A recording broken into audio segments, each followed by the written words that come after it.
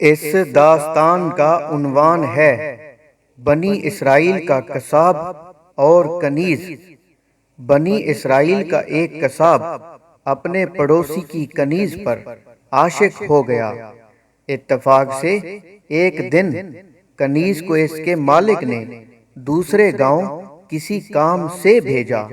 قصاب کو موقع مل گیا اور وہ بھی اس کنیز کے پیچھے ہو لیا۔ جب وہ جنگل سے گزری تو اچانک قصاب نے سامنے آ کر اسے پکڑ لیا اور اسے گناہ پر آمادہ کرنے لگا۔ جب اس کنیز نے دیکھا کہ اس قصاب کی نیت خراب ہے تو اس نے کہا، اے نوجوان، تو اس گناہ میں نہ پڑ۔ حقیقت یہ ہے کہ جتنا تو مجھ سے محبت کرتا ہے اس سے کہیں زیادہ میں تیری محبت میں گرفتار ہوں، لیکن مجھے اپنے مالک حقیقی اللہ عز و جل کا خوف ہے، اس گناہ کے ارتکاب سے روک رہا ہے۔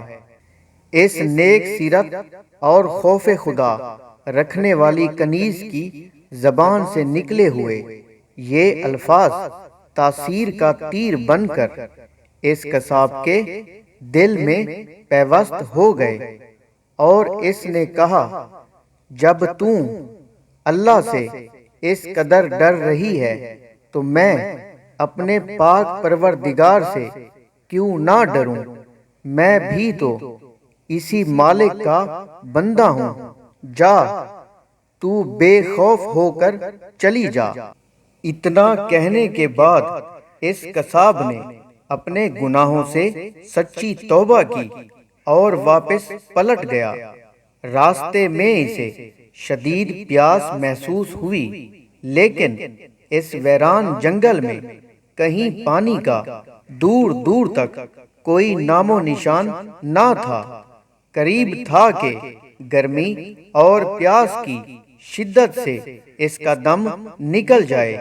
اتنے میں اسے اس زمانے کے نبی کا ایک قاصد ملا۔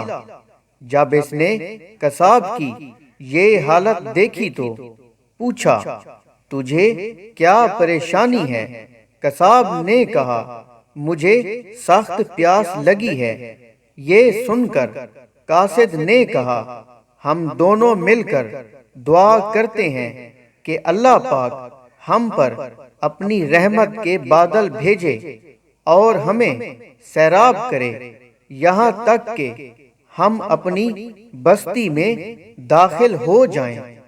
قصاب نے جب یہ سنا تو کہنے لگا، میرے پاس تو کوئی ایسا نیک عمل نہیں جس کا وسیلہ دے کر دعا کروں۔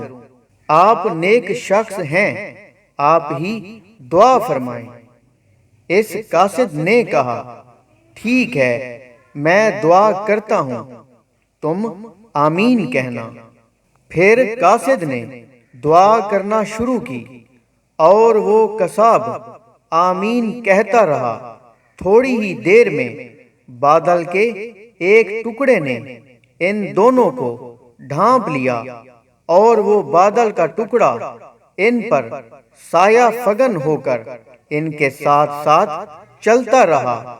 جب وہ دونوں بستی میں پہنچے تو قصاب اپنے گھر کی جانب روانہ ہوا اور وہ قاصد اپنی منزل کی طرف جانے لگا۔ بادل پھر بھی قصاب کے ساتھ ساتھ رہا۔ جب اس قاصد نے یہ ماجرا دیکھا تو قصاب کو بلایا اور کہنے لگا، تم نے تو کہا تھا کہ میرے پاس کوئی نیکی نہیں اور تم نے دعا کرنے سے انکار کر دیا تھا۔ پھر میں نے دعا کی اور تم آمین کہتے رہے، لیکن اب حال یہ ہے کہ بادل تمہارے ساتھ ہو لیا ہے اور تمہارے سر پر سایہ فگن ہے۔ سچ سچ بتاؤ، تم نے ایسی کون سی عظیم نیکی کی ہے جس کی وجہ سے تم پر یہ خاص کرم ہوا ہے۔ یہ سن کر قصاب نے اپنا سارا واقعہ سنایا۔ اس پر اس قاصد نے کہا، اللہ پاک کی بارگاہ میں گناہوں سے توبہ کرنے والوں کا جو مقام و مرتبہ ہے وہ دوسرے لوگوں کا نہیں۔ بے شک گناہ سرزد ہونا انسان ہونے کی دلیل ہے، مگر ان پر توبہ کر لینا مومن ہونے کی نشانی ہے۔ ملیں گے ایک نئی داستان کے ساتھ، تب تک اپنا بہت سارا خیال رکھیں۔